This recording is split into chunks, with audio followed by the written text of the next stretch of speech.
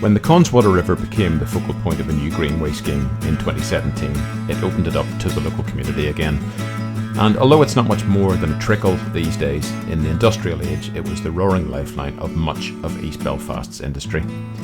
We're going to start in C.S. Lewis Square, the centre point of the Greenway, then walk up Bloomfield Avenue, along the Beersbridge Road and join the river at the Hollow, made famous by Van Morrison in Brown Eyed Girl. Then we'll head north towards Victoria Park and where the river should, but doesn't, join the sea.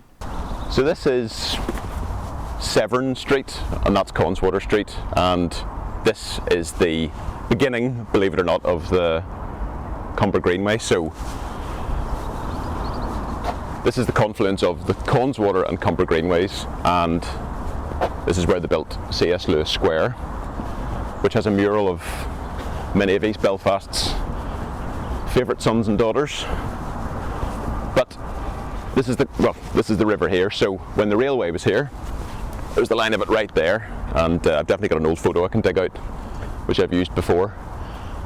And everyone talks about the Hollywood arches, which were a bit further up, but actually there was a series of three lovely old stone arches over the river here that carried the railway down in that direction towards Queen's Quay. Oh, there's a thing all about it. So the whole inspiration for this video is there's a guy on YouTube called Jules Guides, and he does a lot of tours of London, and he's, you know, big, tall, talented, actor-y sort of type of person, and he always ends up his videos going to the pub. Now we can't go to the pub because it's 9:05 on a Saturday morning, but we can go for a fry-up, which is where we're going after this. So this square is named after C.S. Lewis, who grew up on the circular road before moving to England when he was, I don't know, whatever age.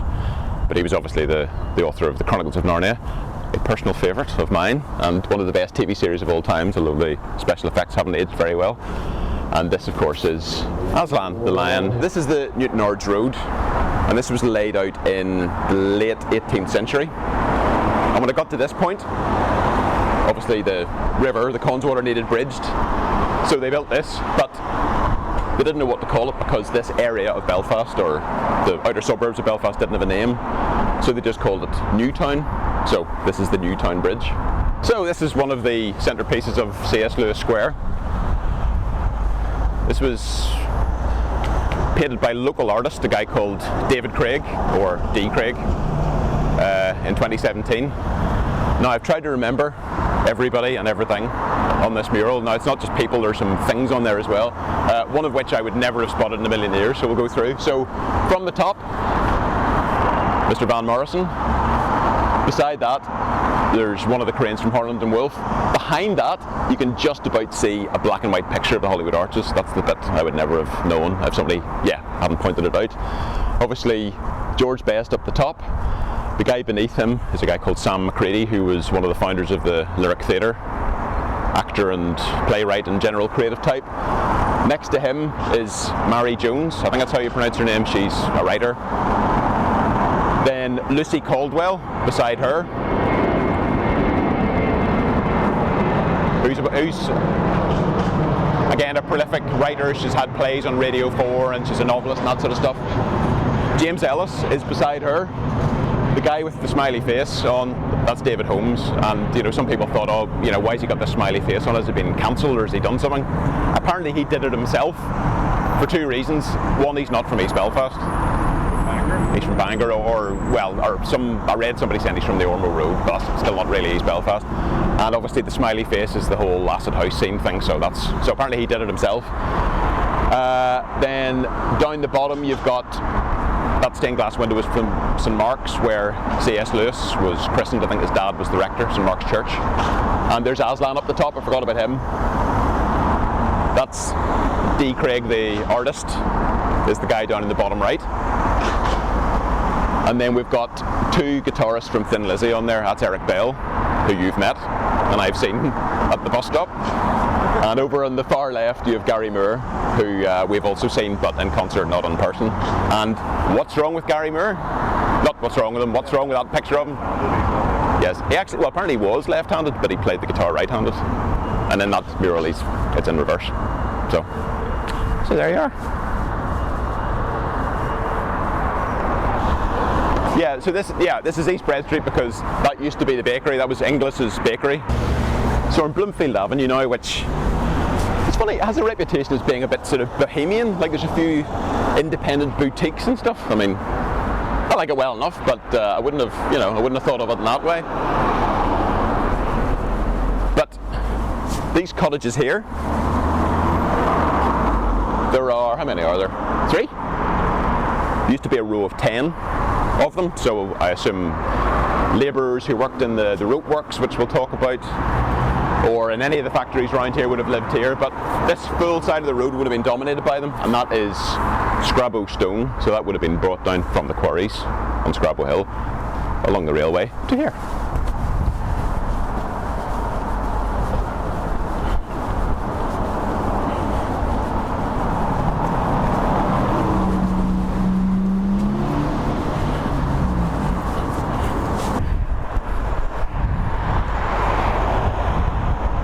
So this mill, when it was a mill, was called Owen O'Cork, and that's not somebody's name. It is, as far as I remember, the anglicisation of the Irish for the term River of the Oats, and basically it's because they sent the oats down from wherever they were coming, down the Connswater to here.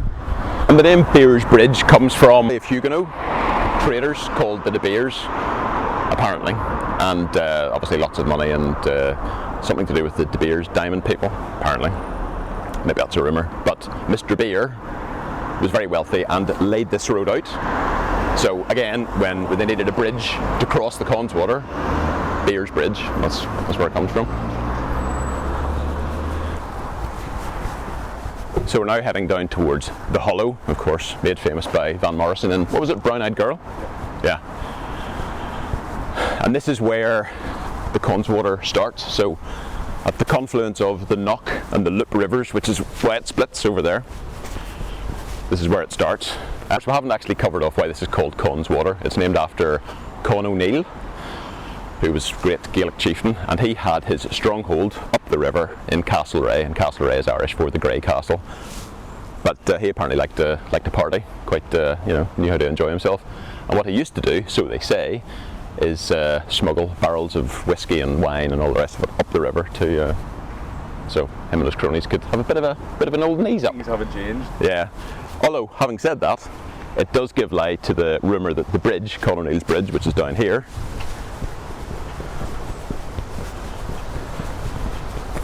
is like hundreds and hundreds of years old because, well, for a start, if the river had been as wide as it was claimed to be, then that bridge wouldn't really work, would it?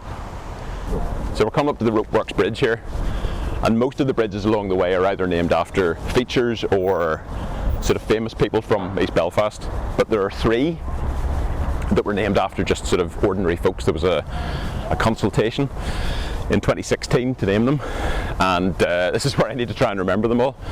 One is the Hutchison Bridge, which is named after David Hutchison, who was the principal of Elm Grove Primary. One's the Bannister Bridge, after Grace Bannister, who I think was Belfast's first female Lord Mayor. And the other one is the Shannon Bridge, after Billy Shannon, who was like a local sort of, do-gooder, campaigner for local issues. So, yes, those are the 3 names that made it through. But we haven't passed them, and we're not going to on this particular walk, but I just thought I should mention them. That's called the Rope Works Bridge, all right, no doubt about that.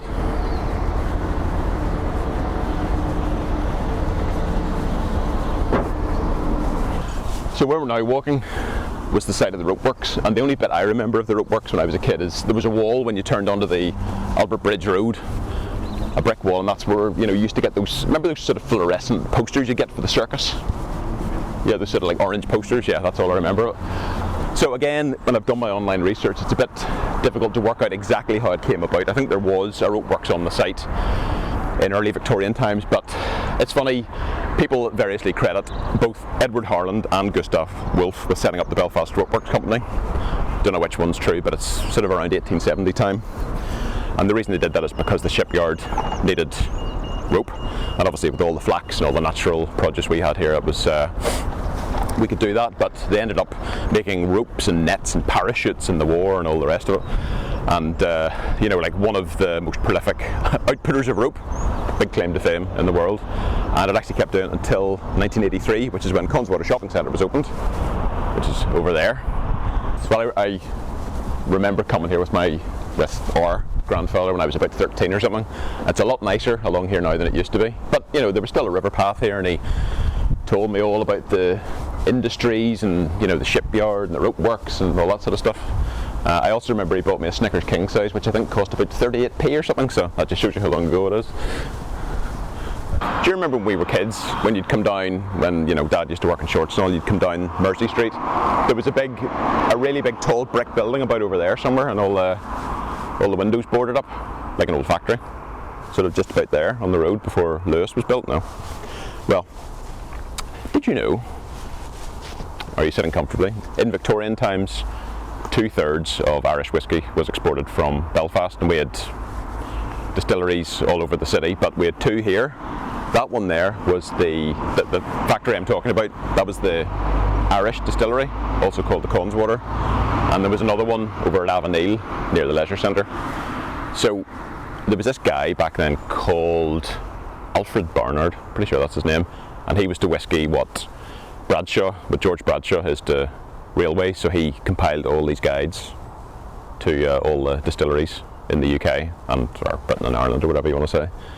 And he came here in 1856 or something, and they didn't want to let him in, so he had to sort of make it up. There was a guy called William Hagan who owned the Avonneal distillery over there. This guy shows up and says, "Hello, I'm Alfred Barnard, I want to come in and survey your distillery," and he's like, "Nah, clear off, mate." Just want a free drink. Yeah. And after that, when the Irish distillery was closed, it became a Gallagher's tobacco factory.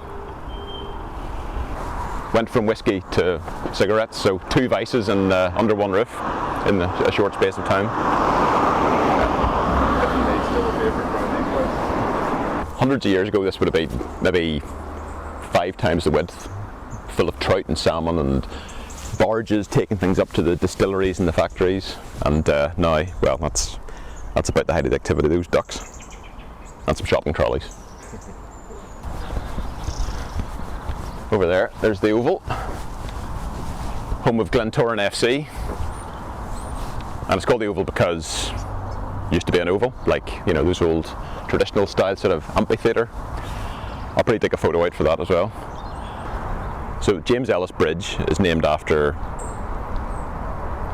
the local actor, who I think, if I remember correctly, was the first person to appear, the first like Northern Irish person to appear in a TV drama nationally. So Z Cars, whenever that started in the 60s, I think his character was called Bert Lynch, and I think they also had other regional characters, so there was a Scottish one and a Welsh one and an English one. So, but he was, what else was he in? The Billy plays? Didn't he play Kenneth Branagh's dad or something? And he was also, I think he was a playwright and director, and he was a good friend of Sam Thompson, who also has a bridge named after him, which we'll walk to now.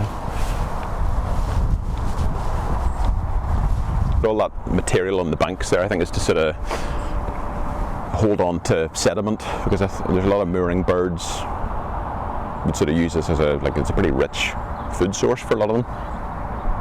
Doesn't look like it, but yeah.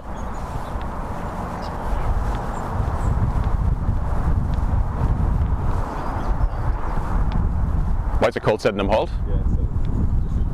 Because a halt is just a pair of platforms, a station is manned.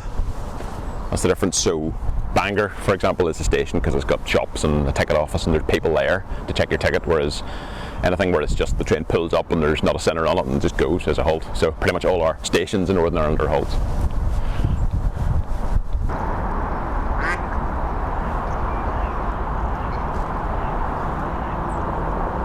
I think there's a bit of territorial behaviour going on here.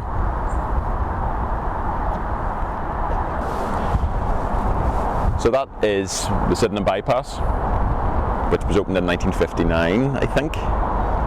So previously the Sydenham Road, which sort of runs past the shipyard, just sort of stopped and like funneled into D Street, I think. So anybody that was going to Sydenham had to sort of follow this tortuous loop to get round to it. So they built this.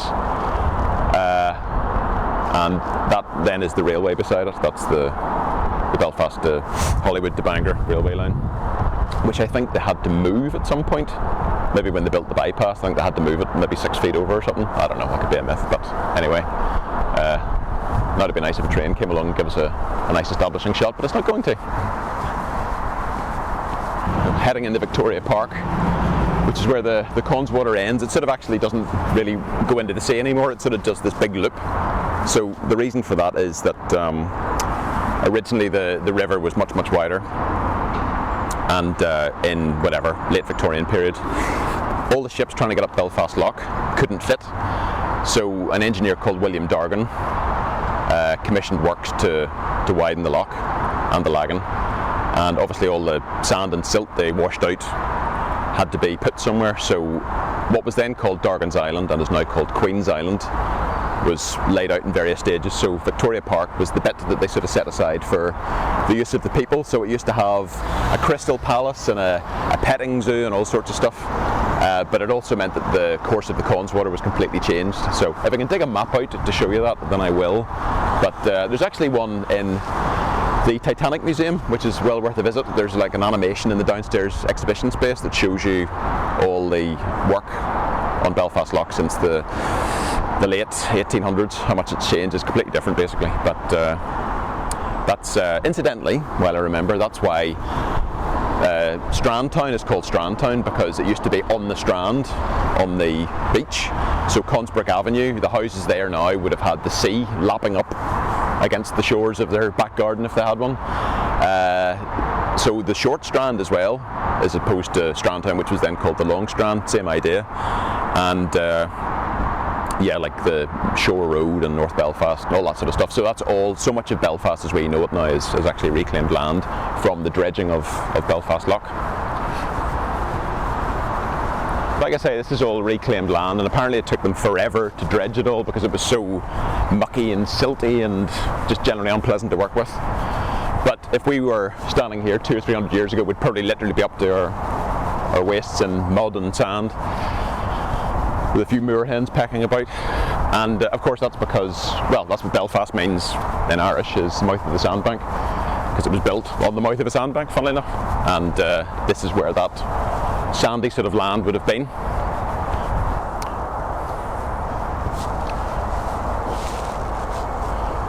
I think Victoria Park Run was one of the first Northern Irish park runs, or the first Belfast ones. I used to do it many moons ago when I cared about such things.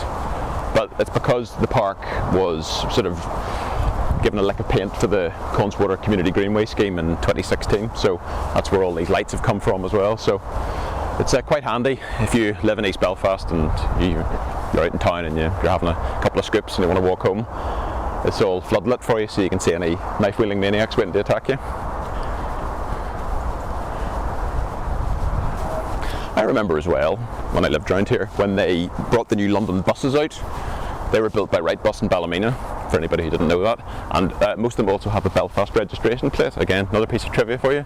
But they were all stored right here, beside the Sam Thompson Bridge, in a big parking lot, before they were dispatched. What was the number plate? LTZ. All London Transport. Yeah. It's an Northern Irish number plate. LTZ, it's a Belfast plate, yeah. I've never actually heard of that happening here, but I suppose you wouldn't really want a Canada Goose in your propeller, would you? And this is where our journey ends. This is Sam Thompson Bridge, named after a local playwright who wrote a play, funnily enough, called Over the Bridge, which was about sectarian struggles in the shipyard, which is over there, which is where he worked. And nobody would put it on because of the controversial subject matter, so his friend James Ellis, whose bridge we have just passed, put it on for him, and it was a great success. Anyway, I think that's enough. Anyone up for a fry? Let's go.